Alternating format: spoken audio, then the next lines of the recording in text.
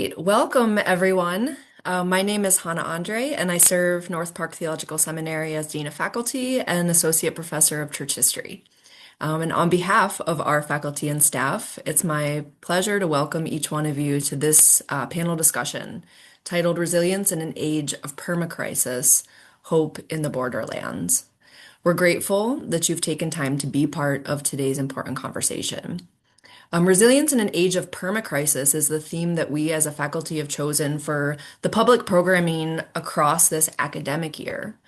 We found the term permacrisis, which of course is a portmanteau of permanent and crisis, from Collins Dictionary's Word of the Year from 2022. And it tries to name what we experience as an extended period of overlapping global, social, and personal upheavals in which normal cycles of recovery no longer apply. We felt as a faculty and staff that this term, permacrisis, captures our current reality in which crises overlap and layer, where we experience waves of intersecting challenges with no time to catch our breath. As one of our colleagues in the Association of Theological Schools put it, rather than being in a snowstorm that we can just wait out, we find ourselves in a metaphorical ice age. So within this reality, we're asking internally as a faculty and staff community, how can we as individuals, as leaders, as faith communities build and practice the resilience that will enable us to fulfill our missions in healthy, faithful, and realistic ways within this context of permacrisis? And we suspect that we're not alone in asking these questions, hence the programming for this year. We've recognized too, though, that it could be tempting in this context to believe that our current experience is unprecedented. But we also know that for many immigrant, refugee, and diasporic communities, a state of challenge has long been familiar, and so has importantly served as a seedbed for the cultivation of resilience.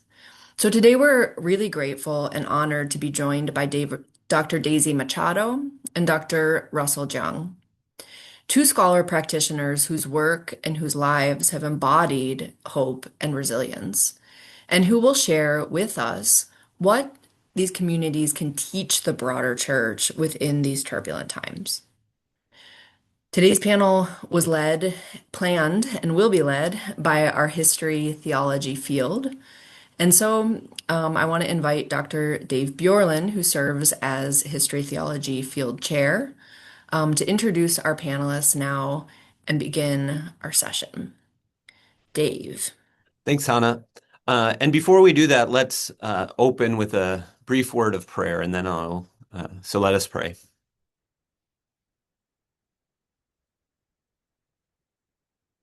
God of the in-between spaces, God of the wilderness, God of the borderlands.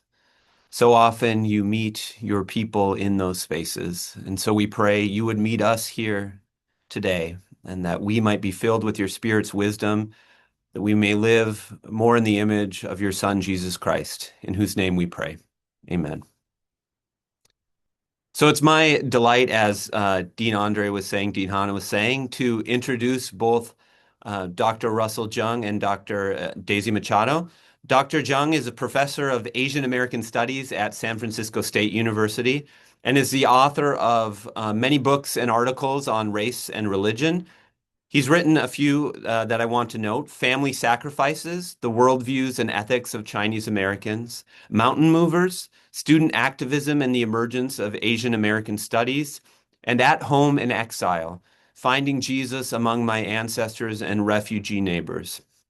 In March 2020, Dr. Jeung co-founded Stop AAPI Hate, a coalition that was awarded the 2021 Webby Award for Social Movement of the Year.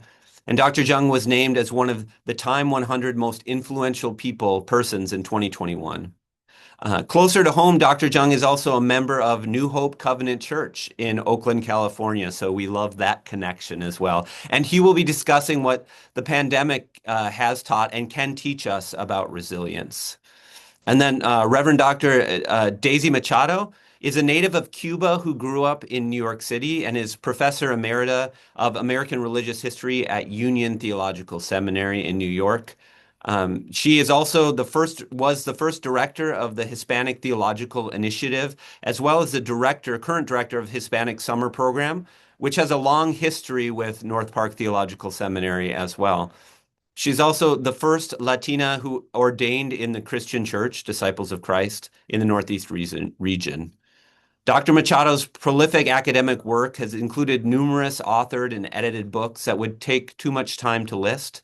But simply on the topic of Borderlands alone, she has written or edited numerous books and articles, including Borderland Religion, Ambiguous Practices of Difference and Hope, which includes her chapter Santa Muerte, A Transgressing Saint Transgresses Borders, Voices from Nepantla, Latinas in U.S. Religious History, History and Latino Identity, Mapping a Past that Leads to Our Future, and Of Borders and Margins, Hispanic Disciples in Texas from 1888 to 1945.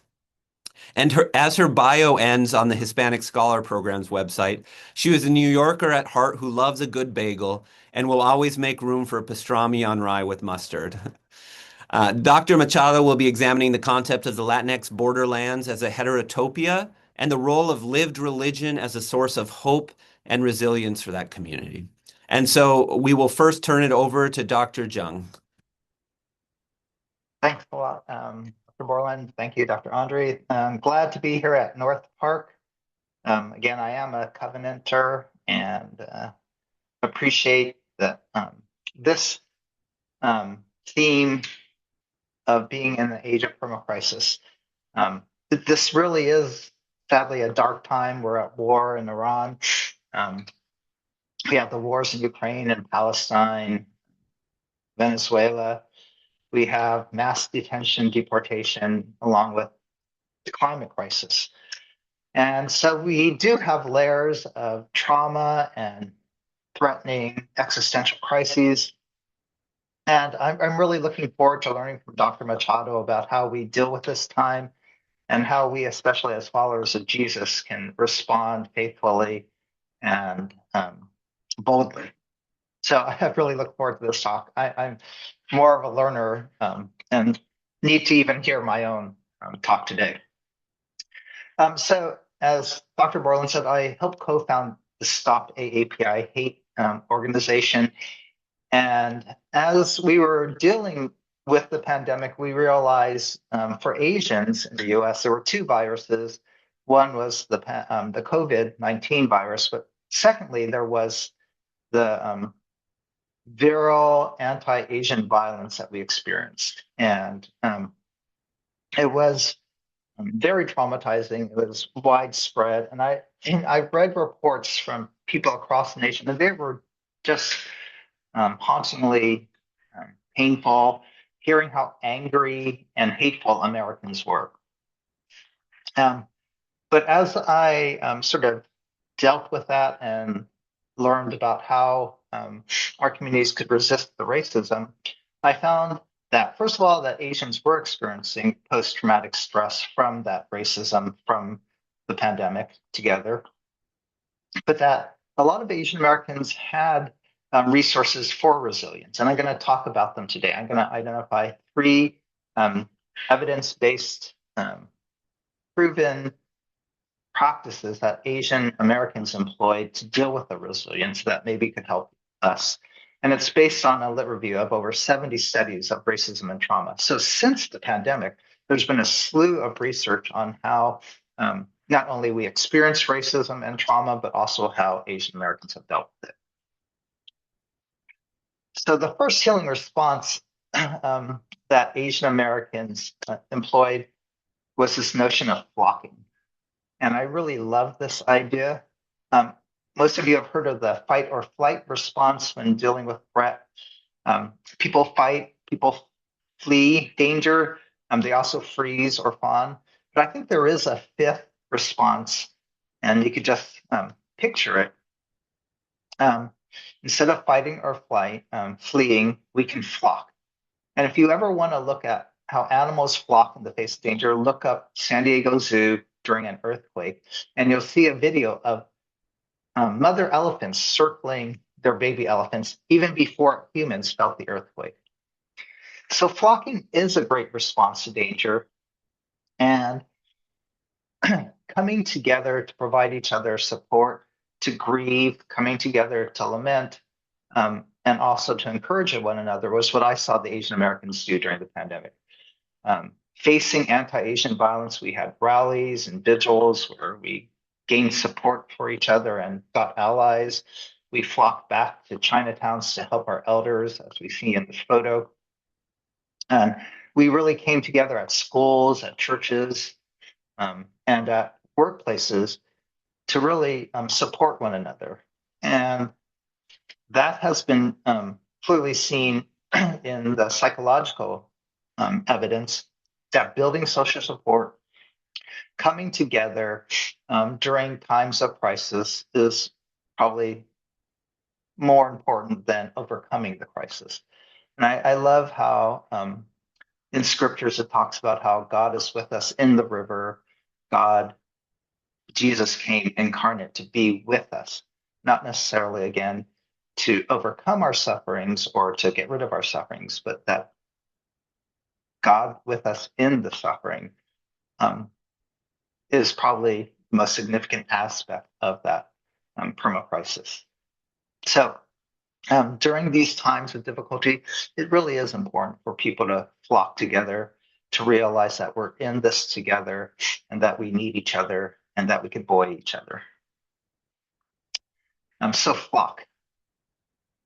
The second response was developing a critical consciousness. And a lot of times in periods of anxiety or stress, people feel helpless. First of all, because the situation is ambiguous. We don't know what the future is. We don't know how to handle it. And then secondly, we don't know what to do about it. So we feel powerless, both cognitively and powerless in terms of being able to take action. And critical consciousness for Asian Americans during the pandemic meant becoming aware of what was causing the problem. And for us, again, it was clearly racism, structural racism, institutional racism, white supremacy. And then secondly, being able to name it, then we were able then to deal with it and take actual concrete steps to respond.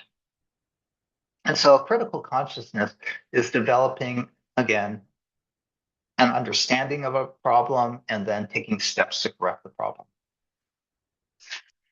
And I think taking steps of faith was really helpful because you're doing something. You're not being paralyzed by a situation.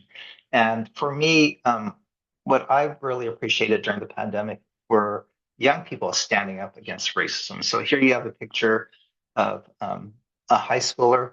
She led a rally at Berkeley with over 1,200 people to stop anti-Asian hate. And eventually she went on to form an organization that has over 200 chapters in 35 states of young people trying to address racism. And so she took steps of faith and mobilized others to come around, to flock together, and then to actually address the problem. She saw the problem was that the racism really was institutional, and we needed to change our educational system and provide curriculum about Asian Americans. So here, Mina really pushed for curriculum so that education can respond to the violence Asian Americans are facing. And so having that critical consciousness, not buying into the stereotypes that Asians don't belong, or not believing that it's our fault that we created the coronavirus, having that strong sense of awareness and ethnic identity, and then taking action was seen to be a real protective buffer during the pandemic for Asian Americans. So Asian Americans have shown to really come together and flock. Asian Americans have come together and take critical action to handle an issue. And the third healing response I really appreciate is what I'm calling developing a redemptive orientation towards adversity. It's actually more easily said as a growth mindset. That when we come across issues like mass deportation or like war, we as humans need to make sense of it. We try to find meaning in it. And even if that meaning is negative, it still provides an understanding and some way to cope with it. So you need to have see how God is working in a situation. And as we said in the introduction, facing a permacrisis isn't a new experience.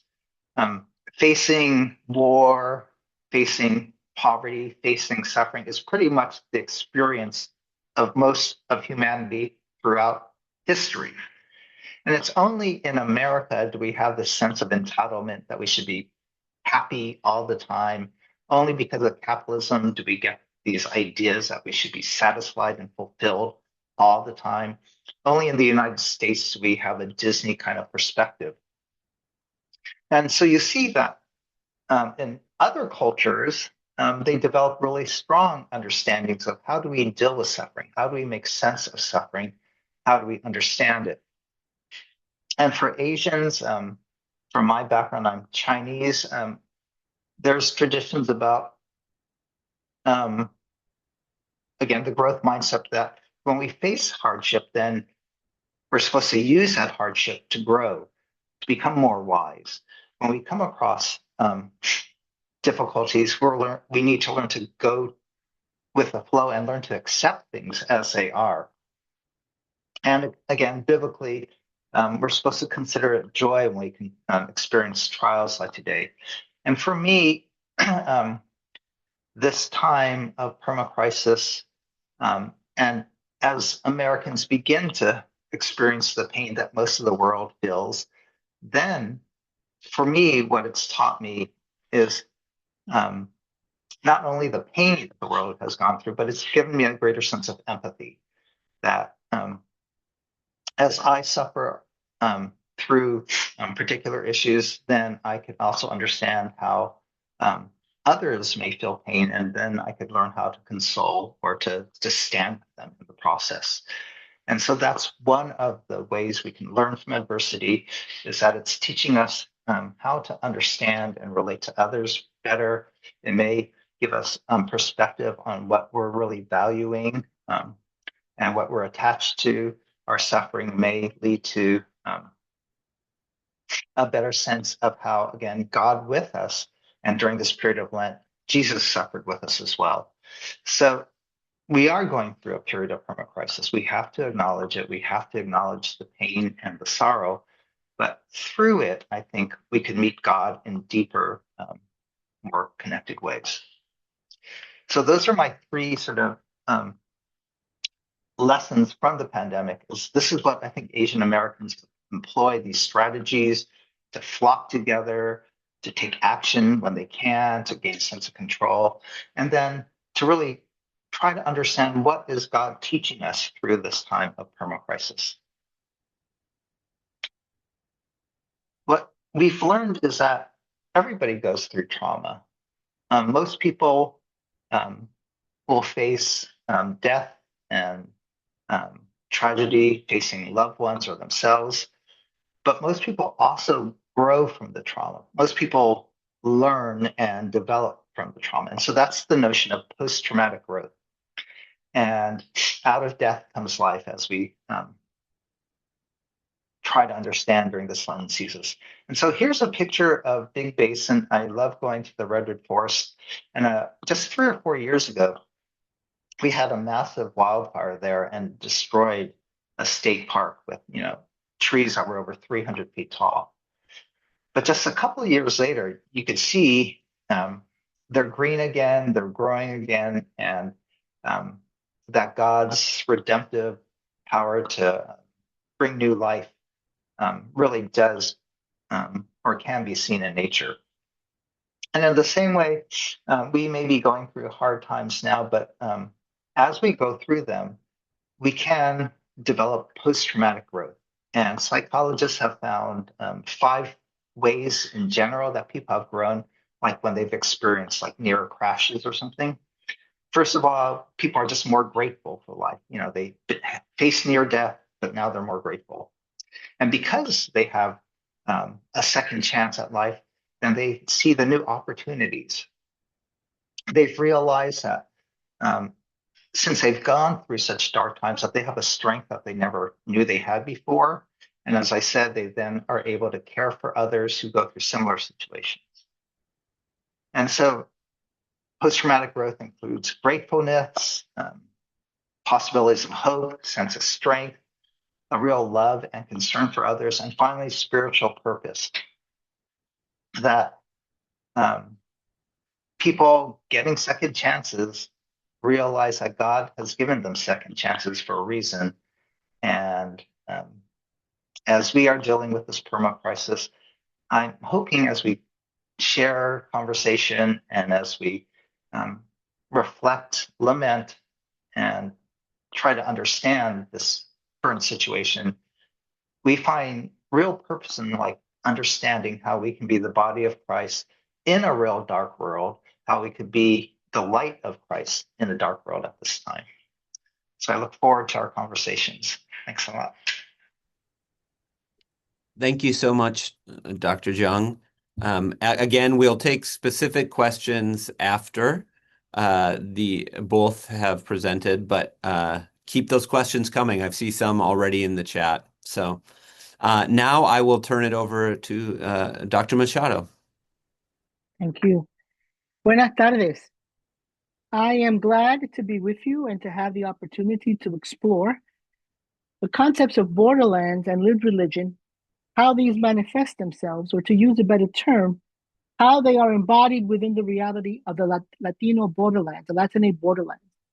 In other words, what I want to invite you to examine with me the materiality of borderlands religion. So let me begin by sharing my own context, which helps to ground my presentation, as I unpack what I mean by borderlands and the role that lived religion has played as a source of hope and resilience. I am Latina. I was born in Cuba. I came to this country with my parents when I was 3 years old and have lived my life as an inhabitant of the borderlands of this nation. I have worked as a professor and administrator in the world of theological education since 1994, probably maybe before some of you were born. And so I speak as a trained historian and educator, but I am also an ordained minister who has served congregations in both New York City and Texas. This means that religion, more specifically lived religion, has provides me with an important lens with which to examine the U.S. borderlands and to better understand the role it has played and will continue to play in the lives of my community. Now, there are countless ways to define and interpret the idea of borderlands. Suzanne Obler, who is a Peruvian-American scholar and professor at the John Jay College of Criminal Justice, defines the term by saying the following, and I quote, "Borderlands are places of constant motion where identity, language, economics, religious belief, politics are in flux. In the United States borderlands, the United States borderlands cannot be understood without reference to the history of race relations and discrimination against non-white people that has long structured political and social relations in U.S. society," end quote. In defining lived religion as a concept, we find that it provides a way of acknowledging that embodiment is a principal register for religion. Without it, we fail to understand what one of the most important aspects of religion, of religious behavior. Religions operate on and consist of, make, and are made by bodies. What this means is that lived religion is not some abstract theological concept, but is made real. It becomes material in the practices and beliefs of real people in their daily lives, what ethicist Adamaria Saciria calls lo cotidiano, the everyday life. In this case, by brown bodies, Latinx bodies, that inhabit the landscape of the borderlands where they are impacted and shaped by the realities of a heterotopic landscape. Now, what do I mean by heterotopia? The idea of a heterotopia was developed by French philosopher Michel Foucault in 1967, where his outlines of heterotopia attempt to explain principles and features of a range of cultural, institutional, and discursive spaces that are somewhat different. They're disturbing, they're intense, they're incompatible, they're contradictory, and also transforming. Unlike utopias, which don't exist but are imagined, Foucault understands a heterotopia to be a localized and real space that can change at different stages of history and can reflect the changing attitudes of society. Therefore, we can say that life in the borderlands with its contradictions and ambiguities is a heterotopia, where the Latinx people are rendered strangers to each other and themselves, and so the stranger must struggle to make themselves at home. Here, the stranger is constantly asked to define, explain, understand themselves. The individual thus becomes an ambiguity, trapped in the process of self-definition that splinters and shatters their identity. Therefore, the borderlands become a place where the desired utopia, for many that come from the south to the north of the United States, the dream of America, the dream of El Norte, the dream of a job, a home, basic rights, and even the dream of belonging is shattered, leaving in its place a very real heterotopia. Today in 2026, the borderlands is a broad heterotopic space, no longer limited by geography. In other words, the borderlands is not about the southwestern United States or about California. But what remains constant in these Latinx borderlands, no matter where it is located, is that they contain the disruptive and dissonant elements Foucault describes and that continue to shape borderlands life. For Latine living in the US borderlands, who experience this heterotopia, it transforms them into migrant strangers who may imagine themselves as part of the dominant society, yet their desire to belong ultimately becomes only a utopian desire, which is unattainable in heterotopia. And let me give you a very concrete example of this and how we saw this play out. Let's go back to 2017, when the first Trump administration rescinded DACA, which sent the clear message that young Latinx who came to this country as children and who only know the United States as a home are in reality not at home.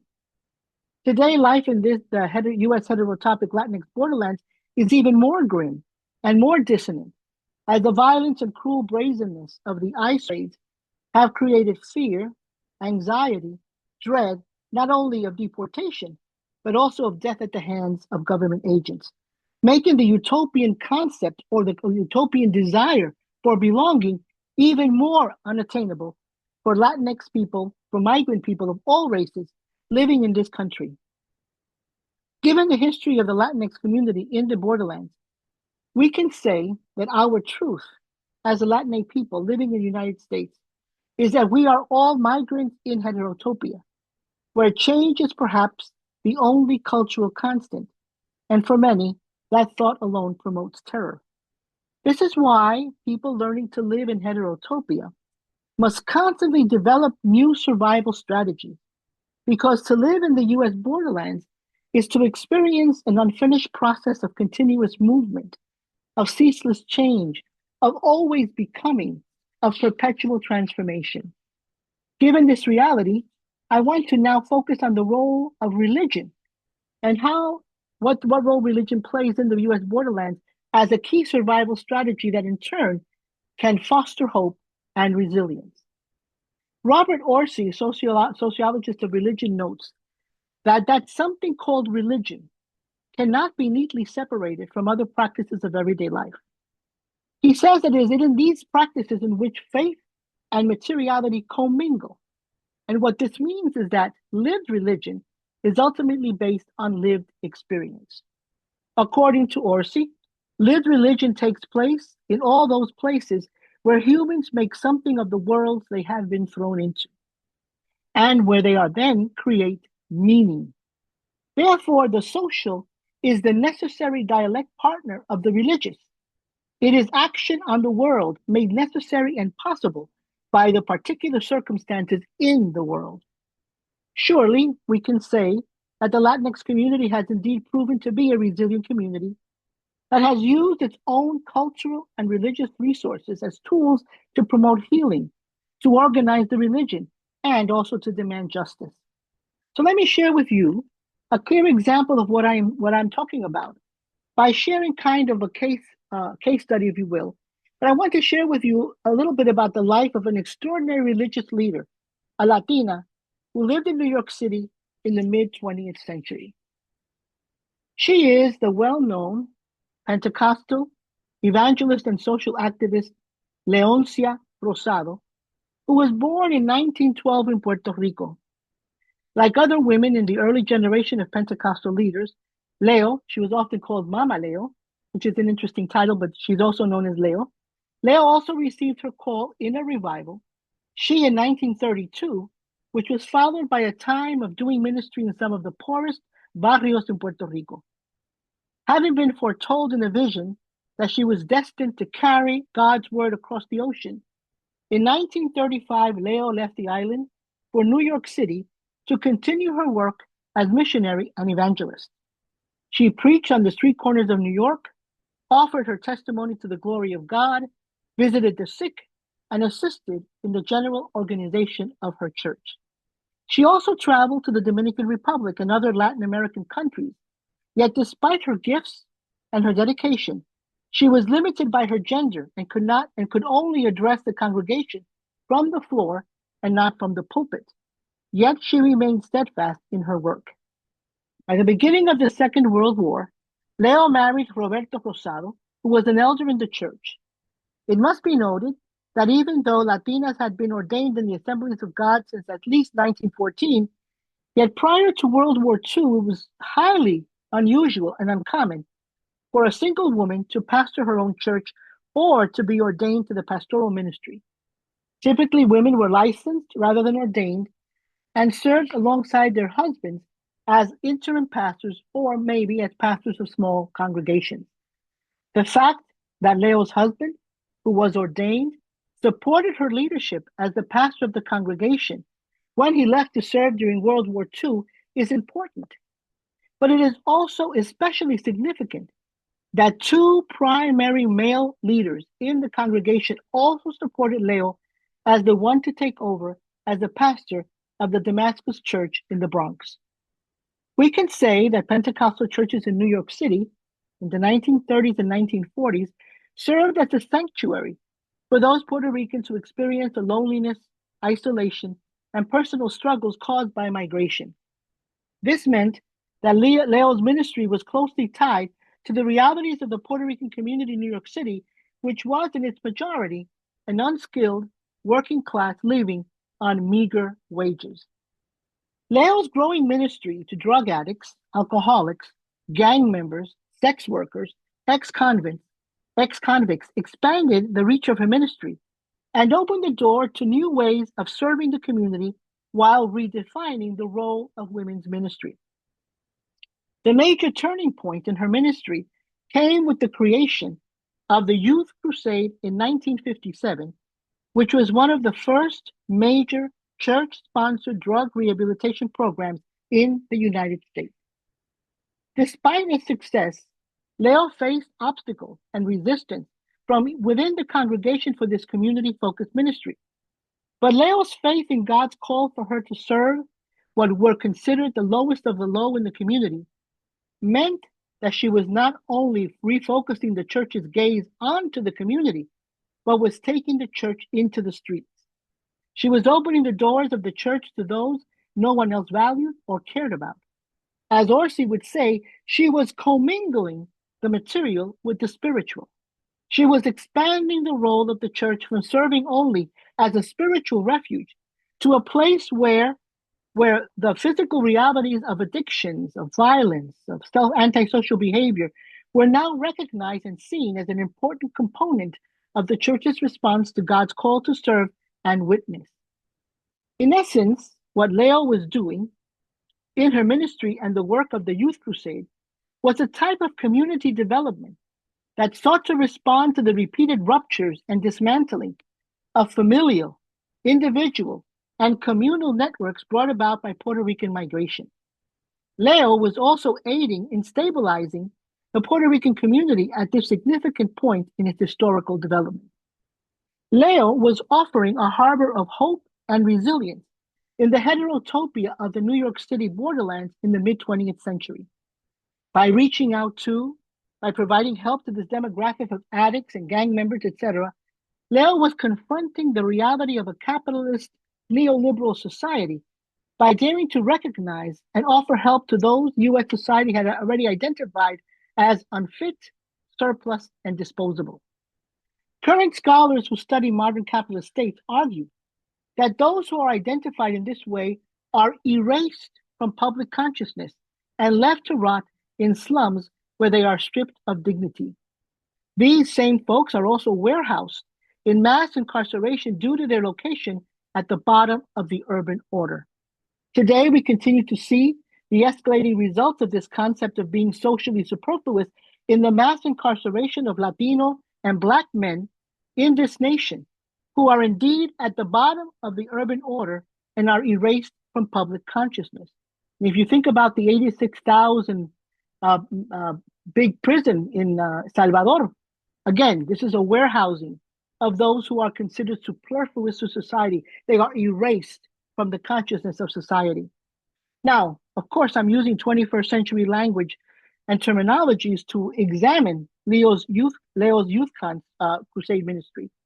But the language does not alter the heterotopic reality that this Puerto Rican community in New York City was facing in the 1950s, 1960s, and 1970s when Leo was the pastor of her congregation. While we do not know if Leo and her congregation understood that the reality of the addicted youth they served, or the gangbangers, or the ex-cons, was the result of and a response to poverty, despair, racism, and the lack of opportunity of that the Puerto Rican community was facing in New York City during those decades. What we do know is that Leo refused to just close herself off and stay inside the walls of the church, and she resisted with tenacity and a prophetic spirit. She clearly showed that she was willing to obey what she understood to be God's call to retrieve those who needed to be saved, and to do so in a holistic way, focusing on both soul and body. Everyone was important in Mama Leo's ministry, and she created a place for them within the church. Leo used religion in the context of an urban heterotopia in New York City to foster hope, to create community, and to give that community a new way to see themselves, not as superfluous, not to be erased from the consciousness of society, but as worthy of God's love and God's caring. And in doing this, she also gave the community tools for la lucha, for the struggle, making them resilient and thereby able to survive and to live in hope.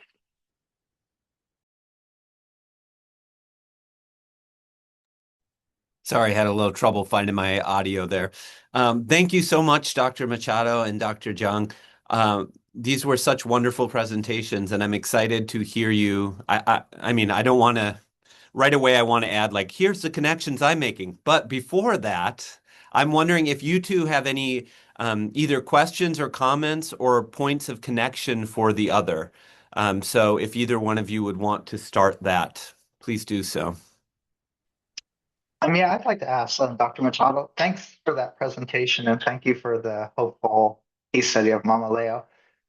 What do you think was her concrete hope, her assemblies of God, spirituality that helped her continue during this heterotopic situation? I had the pleasure. I grew up in the Assemblies of God Church, and I remember when I was in grade school, I was 8 or 9. Mama Leo would preach her giant campaigns. I mean, they were like thousands of people that would go listen to her preach. She was a fantastic preacher. She had long red hair, and she would break it in the braids, and she would walk up and down the stage. It was amazing to listen to her. But there was something about her where that this prophetic belief, this prophetic spirit, that she would not give up. I mean, she was dealing in that time in New York. I grew up in New York City. New York City of the 70s was a sad place. I mean, the destruction of that whole urban life, the buildings being burned down, the gang violence, the influx of drugs at that time, that's a 1970s, the French Connection, all that drug coming in, the destruction of the city. And she stood in the middle of that and refused to waver. And I think that a lot of that had to do, I heard her preach towards the end of her life when she was 89. And she talked about how she always felt that it was never about her, but it was always about God using her. And so I think that's where she got her strength. That's where she was able to cultivate her own resiliency. And she had a lot of people that were against her. I mean, those first years of her ministry, probably the first decade, not being able to preach from a pulpit. but only from the floor of the Congress. I mean, those kinds of things, but she never gave up on that. And what she did was when she became the pastor, and then eventually she left the Assemblies of God and founded the Damascus Council of Churches in the Bronx and all of New York City. She created then a kind of a church network that was in many ways open, and she was the mentor to some preachers like Amy Garcia, who preached in Shea Stadium. I mean, these were younger Pentecostal women now in the 70s and 80s who took over from her and became the voices of hope and resilience for the Latino community, particularly in the urban context of New York City. But Amy Garcia preached around the world. So she was able to shift what was happening by remaining consistent in her tenacity. And I like that, the idea that persistence is a prophetic gift. I think that when you don't give up, it's a way to foster that in others, but also to help yourself to be grounded in a very particular way.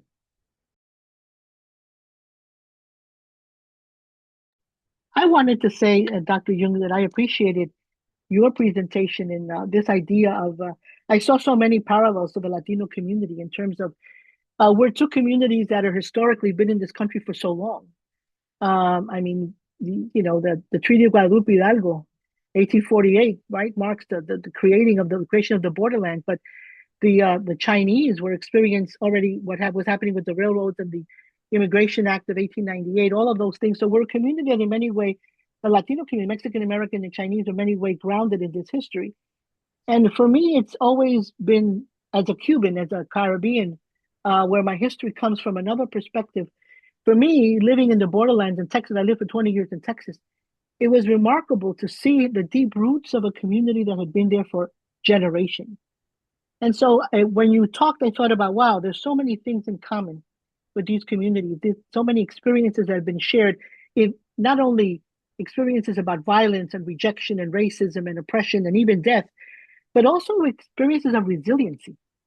Because they have been communities that have bounced back. Praise God, right? We thank God for that. So I wanted to just say that I appreciate that so much, and I'm very much aware of that. And I also wanted to kind of think about this post-traumatic growth that you're talking about. Because right now, for the Hispanic Scholars Program, last year, our students, when this was just beginning, all these ICE raids and the trucks showing up at the high schools and the ICE trucks showing up at clinics, the students who came to our summer session in June not only were afraid, but deeply, deeply traumatized. You talked about that, how your community as well was traumatized. And I, it was difficult for me. It was very difficult. And I'm so glad that I was able to jot down notes about what you talked about, post-traumatic growth, because it is so difficult to speak to a community that is so broken. Yeah. Yeah, so I really do see the parallels when I teach Latino and Asian students. They always recognize the commonalities of family, of the immigrant experience, the family adaptation to America leading to more trauma. But when I studied trauma, I really took a Western perspective, and I had this idea, if you face trauma, you should be able to get over it and be healed. You could be go to a therapist and then they'll fix you. And I've realized over time that thinking of trauma as something that you could get healed from isn't as helpful as trauma being something that you can grow from. And for people of color, for Asians and Latinos, we're going to be traumatized again and again and be excluded again and again in America. We'll be told to go back to your country again and again. So you begin to heal, but then the scars get ripped off. And so in dealing with trauma and in this heterotopia, as you said, we have to learn how to, you don't ever really recover from it, right? You just have to learn how to respond with perseverance and with a deeper sense of who you are. Yeah. We have our summer session coming up now in June, and I'm preparing myself to deal with what the students will bring, because it's going to be another time of, we use our chapel services to bring the community together, and it'll be another time, I think, of mourning. Yeah, there'll be a lot of that going on. So I greatly appreciate what I was able to learn from your workshop, and I'm going to put it to good use, and I will be quoting you. thanks. And maybe I'll take the privilege of hosting because I can ask my own questions. But as the as the worship person here, one of the things I think about a lot is in terms of resilience and hope and lived religious practices, what role you see worship practices and Dr. Machado, you just spoke of the chapel services that will be happening. What role those play or have played, or do you think should play in your communities as part of this work of inhabiting the borderlands well, or building up that resilience for post-traumatic growth? You know, a lot of that is organic, David. And so I'm going to give you an example. I have a friend of mine who's a Jesuit, and he's from El Paso. And I don't know if you heard that they're building one of the biggest outdoor, tent holding facilities for migrants right outside of El Paso. Going to hold 5,000 people. It was at 3,500 at Christmas, and they were going to bring in the other 1,500. It's going to be 5,000 people held there for deportation by the Trump regime. And he was telling me that what what are the things that happened in the community. And you remember that El Paso was also where they had that shooting at Walmart. So it's been a community that's been through so much. It's a border, really, a truly a border city. It's been through so much. And he was telling me that one of the things that just touched him deeply was the community decided that a part of their Christmas celebration is Las Posadas, right? So you go from house to house for the 9 days, and Mary is seeking a place to be. So Mary and Joseph go on the donkey to house. And he was telling me that they had decided to do that and to remember each of the evenings and to pray for in the street as a community the people who were in that facility, in that ICE facility. And he was telling me that it became an organic thing, and he went there to be with them. He was telling me that it was just the children with the mothers and the grandmothers, and it was a community coming together around lived religion. This was a ritual that now held meaning in a different way, because what it did was through this ritual, to publicly welcome those who were being erased, deemed superfluous, and put into this facility by the federal government. So a lot of that happens. I think it's organic. I think it's within the community. And it's also part of what happens because of the culture. I had two choices for today, and I was going to, and I put away the second one, which will talk about curanderismo. And Teresa Urrea from the early 1900s, late 1800s in Nogales. And she was, who used her healing as a curandera, as a folk healer, and those rituals to promote activism. And when she moved to California, to Los Angeles, she organized the workers of the railroad, the Mexican workers, to an active protest for the wages they were living in, the housing conditions that the company had provided them. So a lot of this comes from faith, and I'm a Christian, so it comes from gospel teaching and the Bible. But a lot of it is also cultural. It's organic within the community, and it's something that we need to pay attention to. The question is, what is it that we're learning in this permacrisis? I think it's to pay attention to the resources and riches of the community itself. Mm-hmm. There's something already there. We're not going to bring it in because we're theologians or scholars or pastors or activists. The community has already been doing this for generations. What we need to do sometimes is just shut our mouths, sit down, and listen, and pay attention to what the community is already doing. Yeah, in relation to what the community is already doing, I think we are, like Dr. Machado said, we are coming together and using our own cultural practices to strengthen ourselves. And for me, ethnic worship is a way to really, it does so many things. I just told my class, I teach at a secular university, that going to church is probably the best mental health practice you can do, because you're there being grateful and thankful. You're learning, you're singing and being together. And the way I think of it, well, there's two ways I think of it. First of all, in worship, you recognize and acknowledge that there's another reality, that this permacrisis is here and now, but also here and now is the kingdom of God with us. And that reality is what I think leads to despair and hopelessness, is recognizing we're alone or there's no future. But if we, in worship, recognize that God is here, and that's why I enjoy communion so much, that God is feeding us and God is with us, then that recognition of the other reality propels us to go deeper into that alternative reality and to share that other reality for the world. But here's my second sort of mental health psychological process of worship, is that we're often in that fight or flight response. And I liken it, we're always hunting. And in our permacrisis, we're always hunting, looking, searching, always working. But what you need to do to tell your body is that the hunt is over sometimes. That sometimes you don't always have to be chasing and running and fighting, but after the hunt, people celebrate. People come together and they sing. People come together and are grateful for the successful hunt. People come together and they eat. And so for me, worship is sort of like a period we need after the hunt, where we're not in fight or flight response, but instead worship triggers to our bodies that the hunt is over, that we can actually rest and be at peace and learn to trust that God is good. And so my metaphoric message to you is, think of going to church as the time after the hunt when you could just enjoy the protein. Your comment really reminded me of, Robert Putnam, who wrote Bowling Alone, the classic on community. I heard him on a podcast recently, and he said, the best thing you can do for community is, whether you believe in God or not, go to church.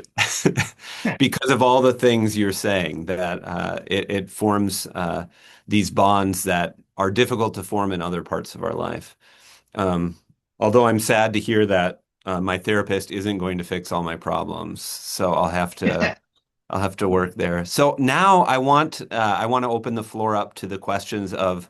We already have some wonderful questions I see, so we'll turn it over to Professor Armida Belmonte Stevens, who is going to facilitate that. Thank you so much to both of you, Dr. Jeung, Dr. Machado, for really rich presentations. I have a number of questions here that I've been collecting from folks. And the first couple are questions of clarification, and then we'll get into, for Dr. Jeung specifically, and then we'll get into some questions more broadly for both of you.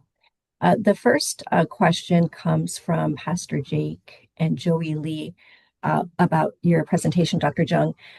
They say, your presentation gives flocking as a first healing response to permacrisis. What would be the difference between flocking and tribalism? So that's the first part from Pastor Jake. And the second question of clarification from Joey Lee is, are these healing responses drawn from across all religions among Asian Americans, or is it only among Asian American Christians? Yeah, those are good questions. Flocking, the difference between flocking and tribalism is that tribalism is more exclusive and creates in-group, out-groups. Tribalism is more exclusive. Whereas when you're flocking, you're coming together because you recognize a common need and a common danger, a common threat. And it's actually welcoming because we're all facing that external threat, like a wild boar trying to attack you. And so people come together all the time in social reasons, whether it's tribalism or coming together as a group. I mean, you could ask the same question about going to church. Is going to church tribalism or, flocking? It's how the group makes it welcoming or not. And in the same way, I think these Asian traditions that come from are really parallel to a lot of Christian traditions. And I just wanted to highlight, they're not exclusive to Asians. Obviously, other groups find meaning in adversity, and obviously other groups flock. I'm just saying that these are traditional practices that we could really build on. Like Dr. Machado said, we take the practices of the people, their lived experiences, their lived religion, and then can use these strengths and recognize that our communities have assets and resources that are helpful. And that's what I'm trying to uplift. And again, they're not exclusive, that we could all use them. And again, they're also very scriptural. Thank you. It's really helpful clarification. There's a question here from, I'm combining a couple of questions from Alma Ruth and Melinda Anderson. What is your advice for practitioners involving serving on the ground among asylum seekers? And how can we walk with folks from this particular community or from these particular communities? And this is a question for both of you.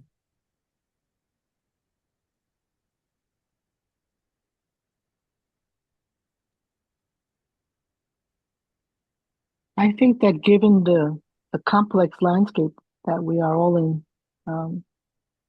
and the violence that has been unleashed upon migrant communities, every attempt to work with any group, asylum seekers or, becomes more hopeless, seems to become more hopeless and more complicated and more multi-layered, which is why I appreciate Dr. Jung's presentation about how is it that those who intend to be on the ground, what is it that they need to do for self-care? Because that's something we sometimes forget about, in this idea of being the servant. What is it that we do to feed our own? Like what Gustavo Gutierrez in his book, right? We drink from our own wells.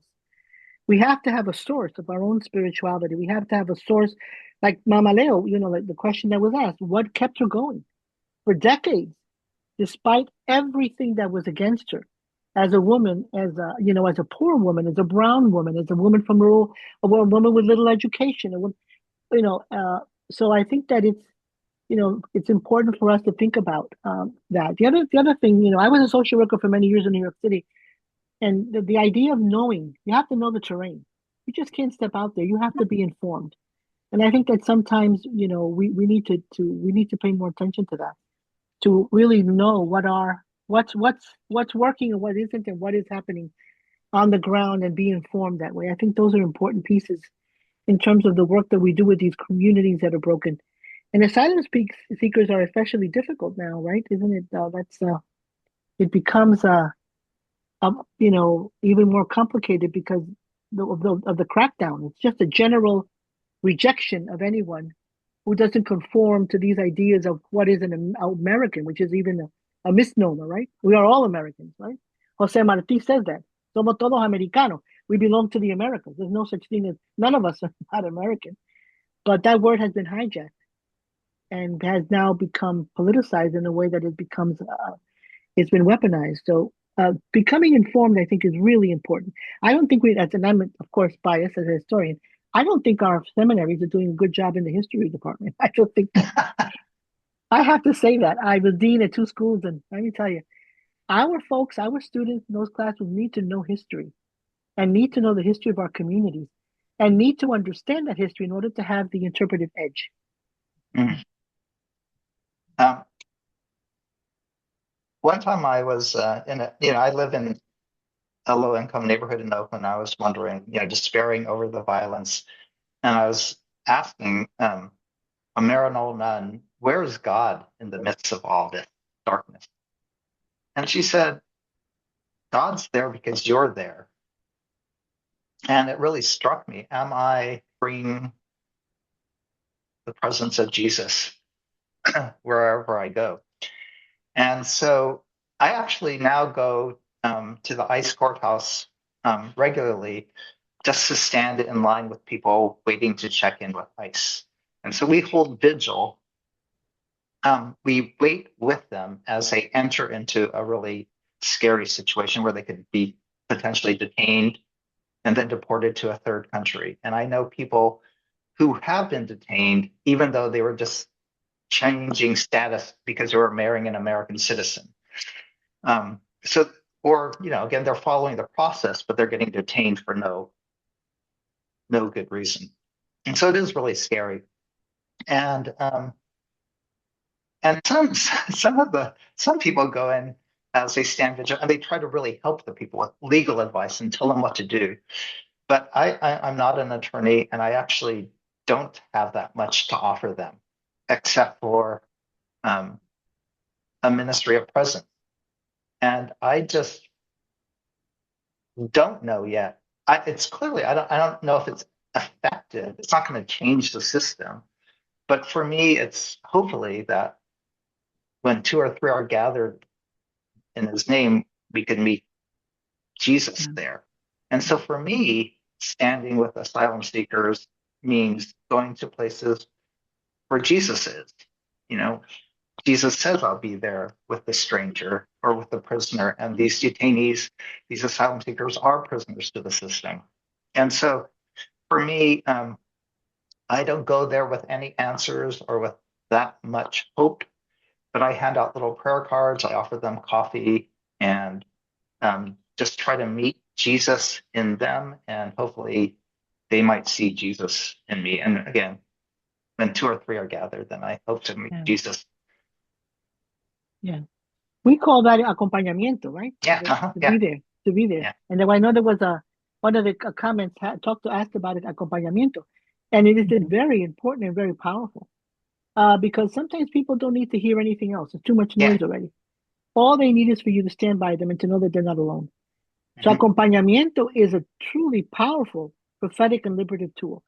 I remember that when I started doing my trips to the borderlands, to the we would go cross into northern Mexico to visit the maquilas and to be with the maquiladora workers. And, you know, this is when you could still do that. And I remember that one of the things that I began to add on was that at every border trip that I did in the spring, I would take my students to the deportation courts, to sit down and just sit there and watch a whole deportation hearing. The students that I taught in Texas I had no Latino students, which is another one of the contradictions of the heterotropic realities of schools in these borderlands. I was in a seminary that for 90 years had not admitted a Latino in Texas. So go figure.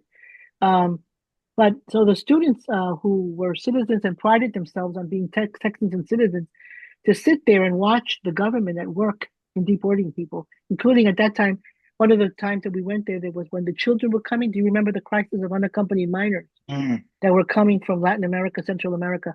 And we watched the deportation of a 6-year-old, where the judge himself asked the immigration folks, where is this child going? Nobody knew. All they knew is that they were deporting him without even knowing where the child was going. So just to sit there, to the company, to be there, to be present, I think is an important is truly an act of God's grace and mercy. Amen. Amen. Thank you. Here's a next question to both of you from Dr. Bjorlin. How do liturgical worship practices play a role in resilience or lived religion of hope? And maybe I'll add on because I kind of already asked it. And so I also think what you talked about, Dr. Machado, about some of the extra ecclesial liturgical practices, right? Because I think sometimes we only think of liturgy as the thing that happens in the church walls. So maybe are there rituals outside of the church walls from the lived religion? I mean, like, I guess La Posadas is a good example, but are there other places, I know in the Latinx context, you know, folk religious traditions or other places where communities are finding hope? And that's, again, can be for both of you.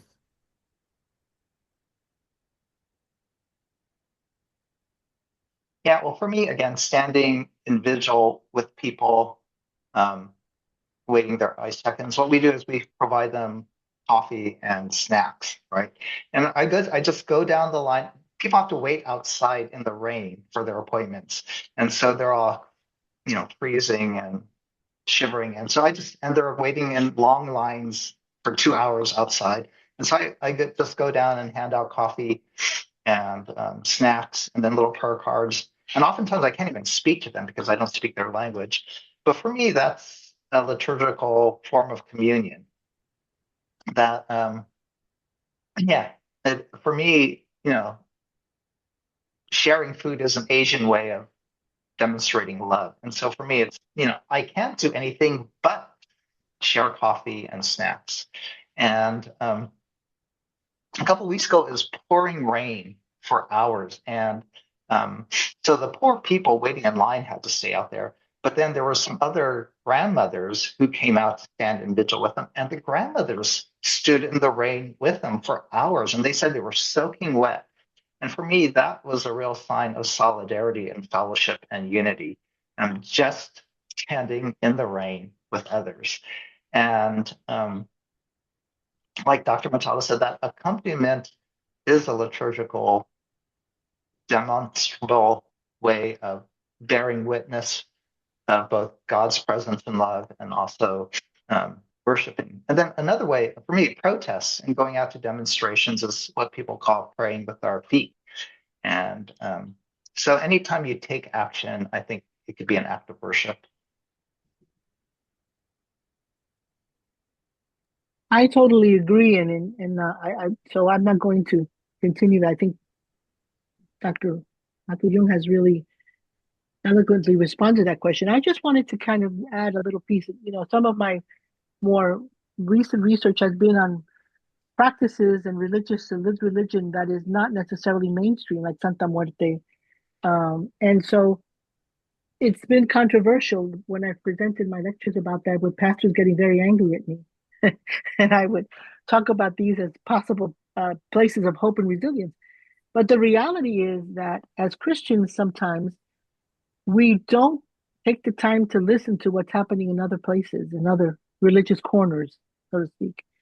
And I think it's important for us because it helps us to ground our Christianity better, to understand these other practices and to understand, practices that seem to be not mainstream or for example, even curanderismo. I mean, Protestantism is a religion that came, some of it is of the heart, but it also comes from the Enlightenment, right? It was rational. It was about thinking. It's about writing about God. It's about reflecting.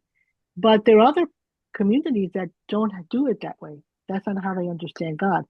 And so I think it's important for us as Christians to explore that and not be afraid to ask those questions and to look into those other places where hope and resilience are being fostered in ways that perhaps are alien to us, but hold meaning for so many others. Thank you. I have a couple of other questions referencing the presentations. This is, I think initially it was for Dr. Jeung, although Dr. Machado, I invite you to also speak into this as well. This question comes from Pastor Jake. He asks, does the growth mindset or the healing process only happen after the tragedy? We can talk about finding redemptive purposes 6 years post-COVID crisis, but if we are truly in permacrisis, does that short circuit this process? And Connie Smith adds, COVID for those in healthcare was a 3-year endurance event, and we are only 3 years post-COVID crisis.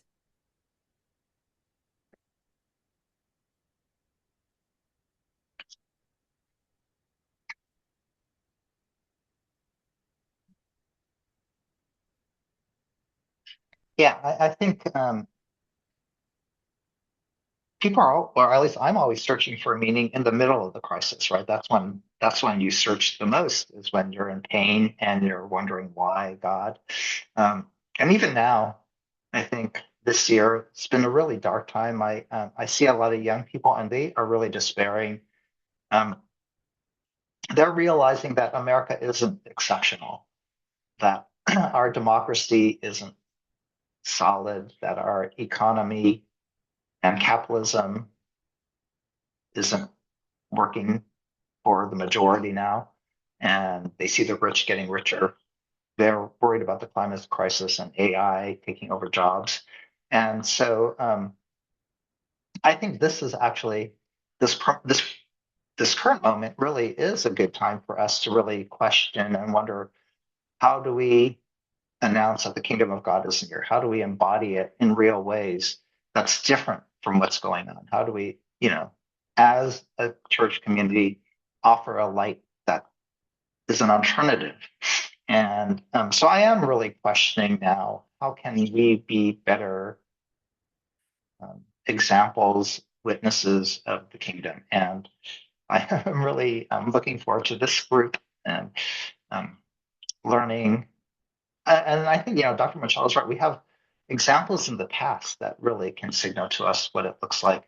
But in our current moment, I really would like a different sort of economic model, of a different lifestyle that we could point to say, this is what the kingdom looks like.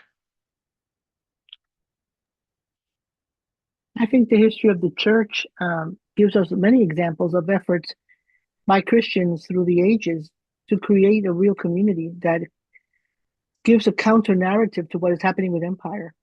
I'm thinking about the Basiliad that was started in the 300s, right? Which was a place that what made it unique was not only that it served lepers or that it provided food, but it took in orphans and trained them for jobs as they became adults, and also provided a place where people could come and just rest. I mean, there different examples of communities along the history of Christianity that wanted to promote a counter narrative that I think that we can tap into and think about in different ways. That's why for me, I would continue to kind of, say that to know the history of our faith is crucial. To find hope in that history is important because you said this, Russell, we're not the only ones that have gone through crises. Communities through the centuries have experienced plague and disease and oppression and, genocide, all of that through the years. And yet the church has remained there, has been there in many ways, sometimes not as present and not as helpful, but in some ways very strong. And I think that to discover that is important. I think that's part of a good seminary education, to discover that history and to claim that history, and then to think about, what were the movements throughout history in the different faith traditions that have promoted a way to respond, to flock, that have provided a way to flock for people to come together, recognizing their commonalities and not looking for differences.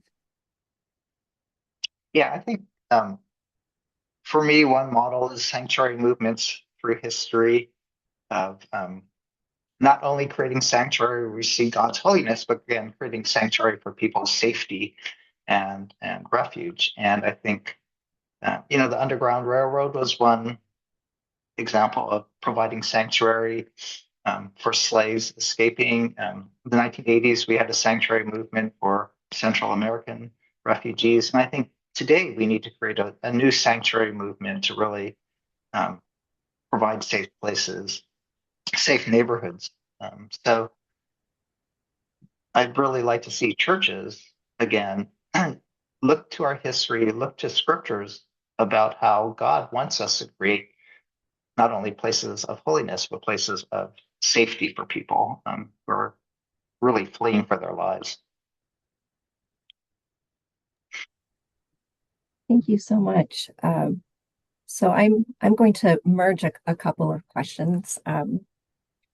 One coming from me with I'll mention a little bit of an add-on. So I'm sitting here between a tension, the lived realities that have been described. Borderlands faith, living in exile on the one hand, and then there's also this desire for home and belonging on the other hand. And so my question to you both is, what should we hope for?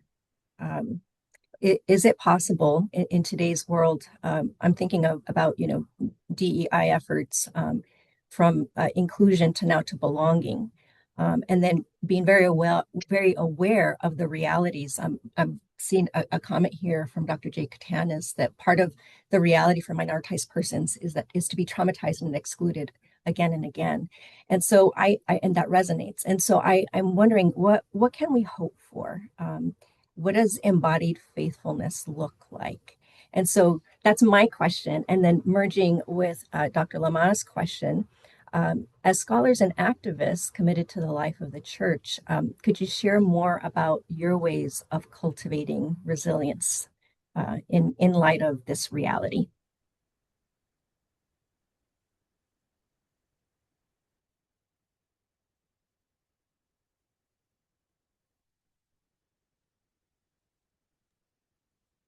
This whole theme about belonging and home is for me, it's very personal because I came when I was 3 years old. So my home was interpreted for me through my parents' memories of Cuba. I don't remember anything 3 years old. I don't remember. So I was given memories. My parents gave me these memories about what it was like to be Cuban, what Cuba was like, and all of that led to our migration to New York City. And so I always felt, and this is something I struggled with when I was a teenager and into my early adulthood, not belonging, because I grew up I never lived in Florida, so we didn't grow up in the big Cuban community. We were always the only Cuban family in the Latino community. So we were surrounded by folks from all over, but never any large number of Cubans. And so belonging for me was very hard. It was very difficult. And then when I returned to Cuba with my father, he had been here 25 years, and I went with him, and I realized that I wasn't Cuban because I hadn't lived in Cuba. Mm. So my cousins would criticize me and tell me that I was a Yankee, that I didn't know about the revolution, that I was the capitalist, and all the things that I thought I wasn't because I had gotten a very liberal education. I knew, Marxism and all this kind of stuff, and I thought that I understood this, but I realized that I didn't because I had not lived there. So belonging for me is something that I struggle with, and even at my age now, it's something that I continue to struggle with, and that's why the concept of Nepantla, which is a Nahuatl word for the land in the middle, which for me is Borderlands, has become so important. When I discovered that in writing my dissertation hundreds of years ago, it became like the word that helped me to find I can live in between. I can be a Borderlands person and claim that, and it's okay. It's okay. Because the Borderlands is exactly that place where so many like me can come together and be ourselves. We don't have to be a Latina version of what a white person thinks a Latina needs to be. I got a lot of that as a teacher, being the only Latina faculty in every institution I went to.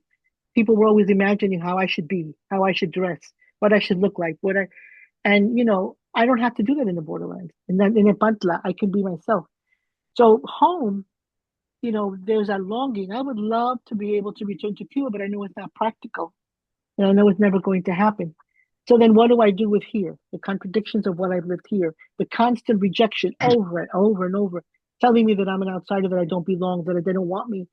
And I've been told that in many ways, polite ways and not so polite ways, even by my students. So it's very personal. I think that home is really a place that you have to find as part of this post-traumatic healing. It's part of that process of finding it and being comfortable. So, and I've learned to be comfortable in the pantla, in between. What is it that I hope for? I think I have to tell you honestly, I would hope for our churches to stop doing what so many of them are doing, and to really live out the gospel values of welcoming and of embracing and of bringing a new hope to communities. But things have become so upside down in this heterotopia, so dissonant, that I'm constantly disappointed. And I hope that my Euro-American friends and students and colleagues and professors and pastors and activists can begin to make commitments to this work in a new way, specifically responding to the permacrisis that we're living in. Yeah, thank you. For me, there's different senses of belonging. One is home and thinking about what it was like to be with my family. Another sense for me is I realize that how much I come from a shame honor culture, and that belonging comes from being honored, being seen and understood and recognized. And then shame is when you've done something wrong and you want to hide and you feel like you don't belong, right? You're cut off. And so for me, a sense of belonging is when, again, you fit in and you could see yourself in others and others could see you in them. And that's why I like the 12-step program so much, is because they all go and say, I'm an alcoholic. They recognize who they are, but you're still accepted, right? You're seen, but you're still accepted. And that's why I think church should be like a 12-step program where we acknowledge we're sinners, we're needy. And I think that's why K-pop Demon Hunters was so popular, because in K-pop Demon Hunters, we realized we're all little demons. We're hiding our demons. but we don't have to. And so I guess my hope would be, again, like Dr. Machado said, would be really reflecting the values of the kingdom, but it would also be a place where we recognize that we all have demons, and but we could honor each other because we see the child of God in each other. Wow, that is very powerful, both. Thank you. I have one question here specifically for Dr. Machado. You mentioned a little bit about history and curricula earlier. Could you say a little bit more about both what history curriculum you would set up in seminaries with a magic wand, and more generally about the importance of historical understanding for resilience and faithfulness today? This comes from Dean Hannah Andre. So if I had a magic wand, I would make students take a history class every semester for 3 years. But I don't, and nobody would ever accept that. And I'd be immediately removed from the faculty position. So I understand that. But when I taught history, I taught history in a variety of schools. I always made sure that the history that I taught was non-linear and was not about the winners. It gave the students an opportunity to hear a different version, the story of the underside, the story of those who were not given a particular voice or a particular place to tell their story. That's one thing. I think that and you don't have to be telling that history about to knock down a nation and say, well, that's, the United States is bad. No. Just tell the story. History is a beautiful way. Someone once told me that history is a gossip, just gossiping. It's about all the things that humans do. That's what history is. And so, to tell these stories, to give the students an idea, but also and this is something to teach. One of the things I discovered in the last few years, is before I left my teaching position, was I began to teach courses on memory. What is it that we remember, and why do we remember what we remember, and how is it that nations shape the memory of their people, and why does that matter? And I began to teach that at the Bedford Correctional Center, which is a women's prison in upstate New York, for women who are condemned for life or have very long sentences. So these are women that are there for 20, 30 years. Some of them, the shortest sentence is a 15-year. And talking to them about memory was powerful. What is it that they remembered that kept them going? Where did they find hope and resilience as inmates? Women who would never get out of prison. And what I came from one perspective of memory, and they switched it on me to talk about how memory for them as incarcerated women was a source of resilience and hope. And I think that that's true. I think that's why history is so powerful, because there are so many stories and so many experiences throughout history of various communities that foster hope and foster resilience that are not taught about, not examined, and not recognized. And to claim those, I think, would be crucial. And I think that we can do that in the way the classes we teach, the material we read, we assign our students to read, and also what is it that we put up front as crucial for the students. Yeah, I'd like to add to that, because I teach ethnic studies, and in the 19th century, we saw how America treated Chinese immigrants. They criminalized us, they criminalized how we worked, and they criminalized how we lived, and they criminalized how we looked. And so they passed laws before excluding us as migrants. In cities, they would pass laws that say you can't carry poles on sidewalks, right? Or they said you can't live together in crowded tenements, but that's the only way we could afford to live. And so as they criminalized Chinese migrants, what I learned from history is that Chinese resisted every single moment when their dignity was denied, when their humanity was denied, when they were criminalized. And there was so much organized collective civil disobedience that the jails overflowed in the 19th century. And so to stop the Chinese civil disobedience, San Francisco actually passed the Q Act, where they said you have to cut off your hair. And for Chinese, they used to have those long braided queues, as a sign of their allegiance to China. And so to cut off their hair would be really shameful. But even then, Chinese resisted and said, that's non-Christian. If America is supposed to be a Christian nation, how can you do this to people in such a barbaric treatment? And so the courts overturned those laws because Chinese really protested.